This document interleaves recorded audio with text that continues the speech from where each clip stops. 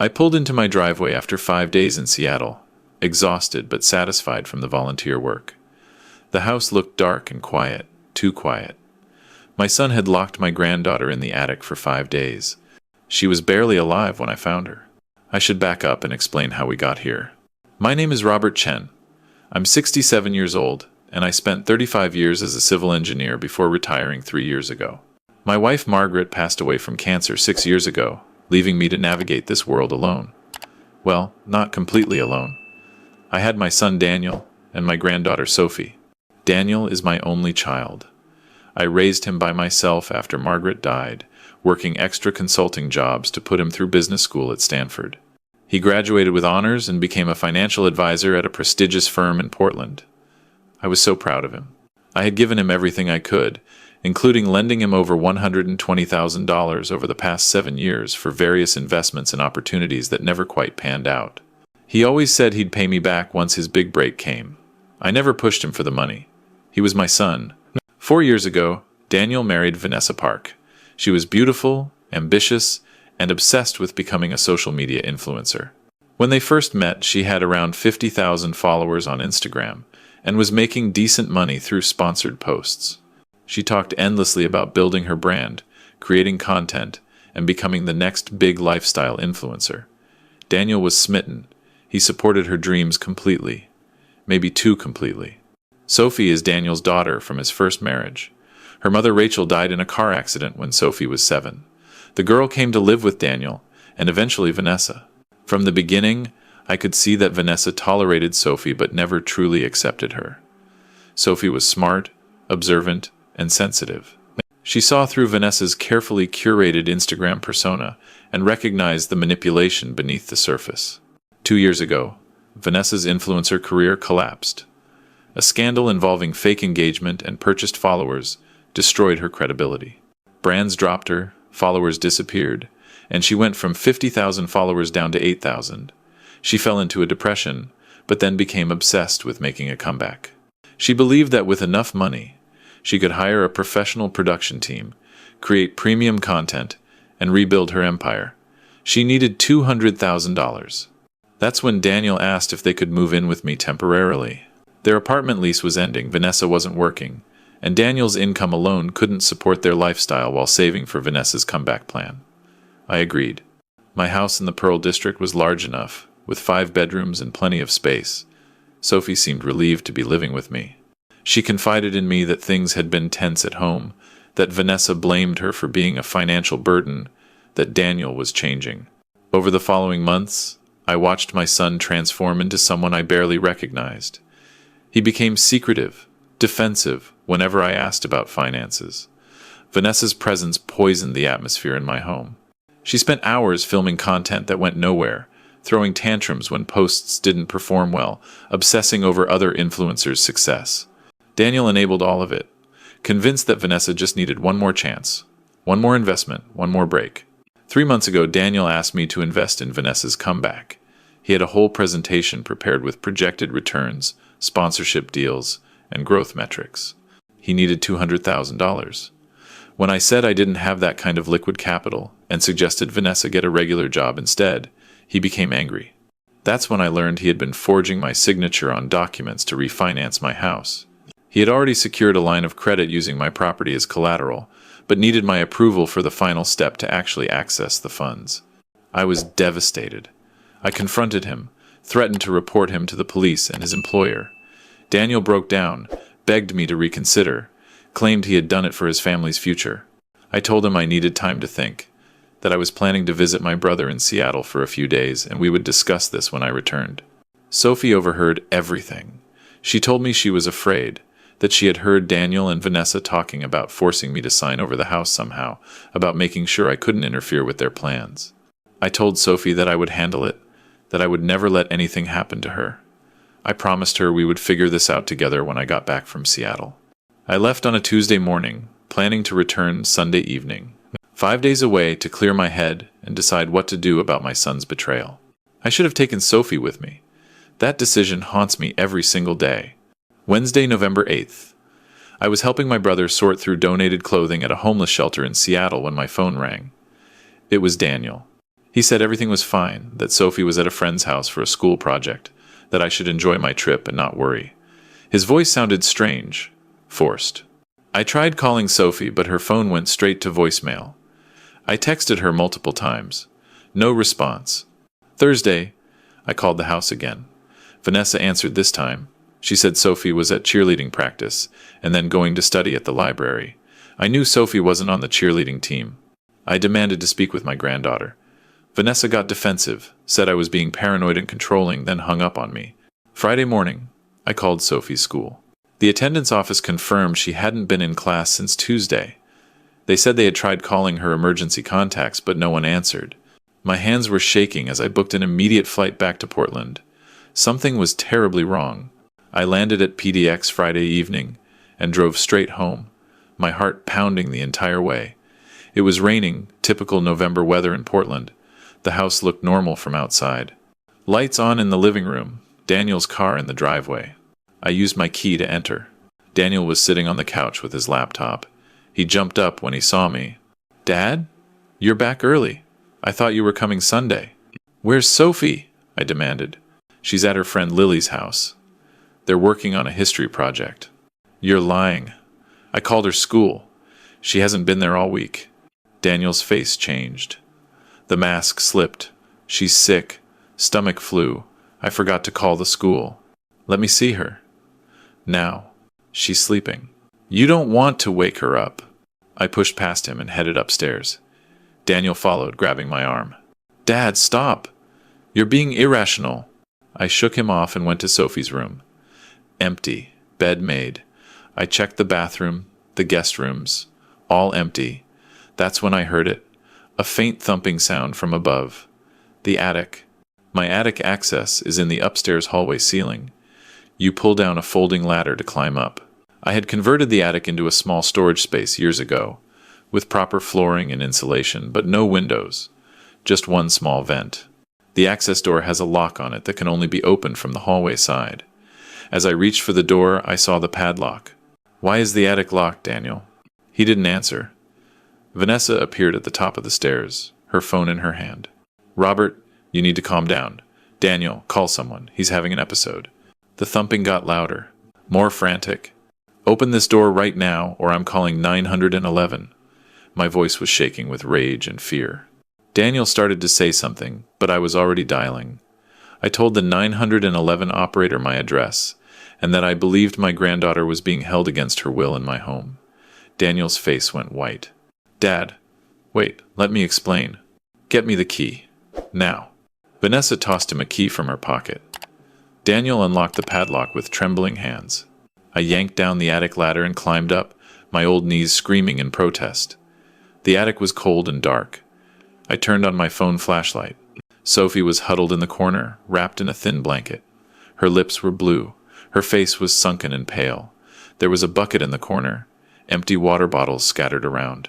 She looked at me with hollow eyes and started crying. "Grandpa."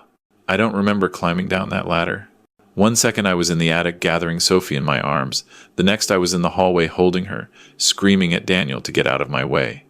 She was so light, so cold. I carried her downstairs and laid her on the couch, grabbing blankets, turning up the heat. "How long?" I asked Daniel. "How long was she up there?" He couldn't look at me. Vanessa stood frozen on the stairs. "Since Tuesday morning," Sophie whispered.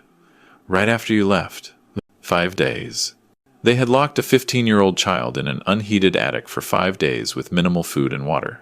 The paramedics arrived within 8 minutes. Police came right behind them. I rode with Sophie in the ambulance while giving my statement to an officer.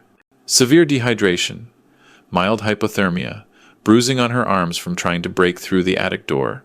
The doctor said another day or two, and we would be looking at kidney failure, possibly death. At the hospital, Sophie told me everything. Tuesday morning after I left, Daniel told her they needed to talk. He brought her up to the attic, said he needed her to stay there for a few days. When she refused, Vanessa appeared with handcuffs. They forced her up and locked the door. They told her it was temporary, that they just needed me to sign some paperwork, that if she cooperated, she could come down. They gave her a gallon of water and some granola bars. That was it. No blanket at first. No way to keep warm. The attic was maybe 45 degrees at night. She screamed, banged on the floor, tried everything to get out or signal for help. But my house is old, well insulated, and the attic is soundproofed. None of the neighbors heard anything. Daniel and Vanessa continued their regular routines. They went to work, went to the gym. Vanessa even posted Instagram stories every day showing a normal, happy life. She used old photos of Sophie, editing them with AI filters and backgrounds to make it look like Sophie was at school, at home, doing homework. The digital alibi was sophisticated and calculated. Every 12 hours or so, Daniel would climb up to check on Sophie. He'd give her a little more water, maybe a protein bar. He told her it would be over soon, that I would sign the papers and then she could come down. He was apologetic but firm. Vanessa never came up. She didn't want to see the damage. The plan was simple. When I returned Sunday, they would produce Sophie, weak but alive. They would tell me she had been sick and they had been taking care of her. Then they would present me with papers to sign over power of attorney for my financial affairs, claiming I was becoming forgetful and irrational and that it was for my own good. With Sophie's safety implicitly threatened, they assumed I would comply. Once they had control of my finances, they could access the equity in my house and get Vanessa's $200,000. But I came home early, and Sophie had been stronger than they anticipated, making enough noise that I heard her. The detective who interviewed me at the hospital was named Sarah Morrison. She was in her 40s, sharp-eyed and thorough. She took my statement, Sophie's statement, and then left to arrest Daniel and Vanessa. She told me to document everything, save all messages and emails, and take photos of the attic and any evidence. I went back to my house with a police escort. Crime scene investigators were already there, photographing the attic, collecting evidence. I walked through my home in a daze, seeing it with new eyes. In Daniel's room, I found the forged documents, the refinancing applications with my signature copied onto them.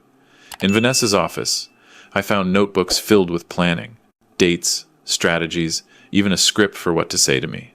Most damning of all, my Ring doorbell had captured Daniel forcing Sophie up to the attic Tuesday morning. You could hear her crying, saying, "No, please, Dad, don't do this." The footage was timestamped and backed up to the cloud. Vanessa had apparently forgotten about the doorbell system when planning this. Detective Morrison told me they had arrested Daniel at his office, and Vanessa at a coffee shop. Both were being held without bail on multiple charges: kidnapping, child endangerment, elder financial abuse, forgery, attempted extortion.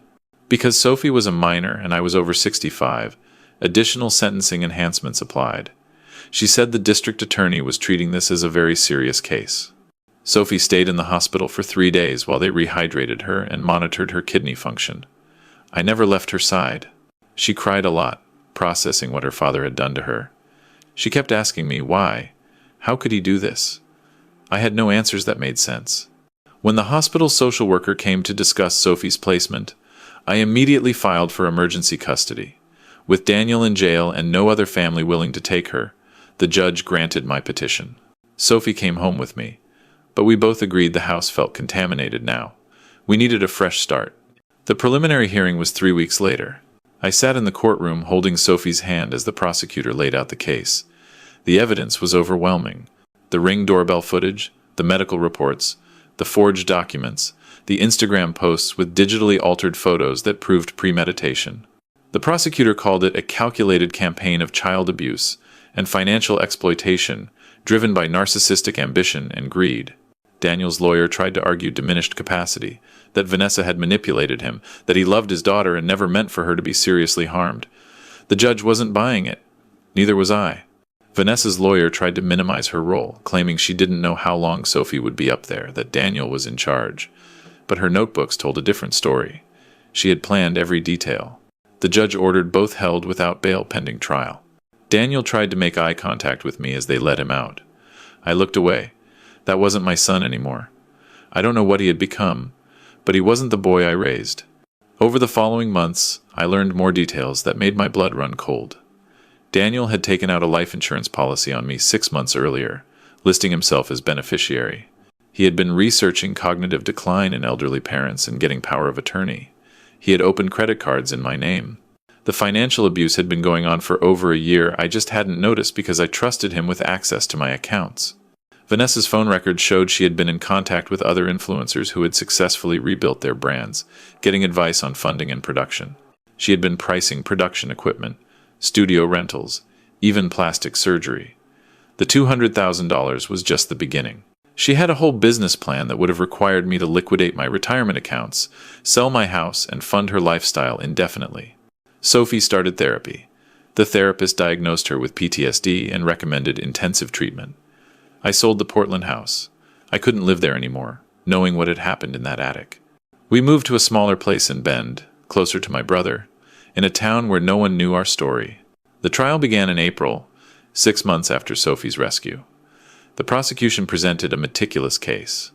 Medical experts testified about Sophie's condition when rescued. A child psychologist testified about the psychological trauma of parental abandonment. A financial forensics expert detailed Daniel's fraud. A digital forensics expert explained how Vanessa had created fake social media posts to cover up the crime. The defense tried everything. They argued that Sophie had only been in the attic for 3 days, not 5.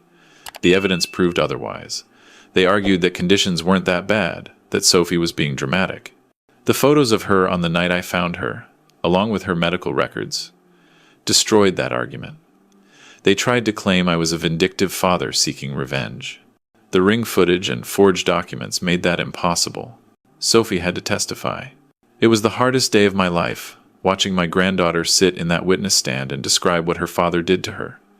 She spoke clearly, without emotion, recounting every detail. When the defense attorney suggested she was exaggerating, she looked directly at Daniel. "I loved you," she said. "You were my dad, and you locked me in the dark and left me to die for money.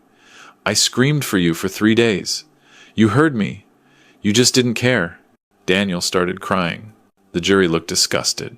The trial lasted 2 weeks. The jury deliberated for 4 hours. Guilty on all counts for both Daniel and Vanessa. Sentencing was in June. The judge called it one of the most disturbing cases of family betrayal she had seen.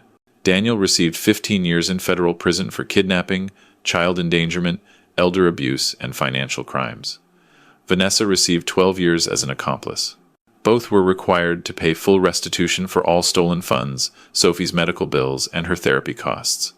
They were permanently barred from contacting either of us. Daniel lost his financial advisor license and will be unable to work in finance again. Vanessa's social media accounts were seized and shut down for being used in commission of a crime. After sentencing, I received a letter from Daniel. His lawyer delivered it to my attorney. In it, Daniel apologized.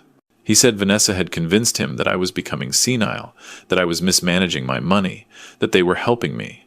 He said he never intended for Sophie to be hurt, that it was only supposed to be a day or 2. He said he loved me and hoped someday I could forgive him. I burned that letter. Sophie is 17 now.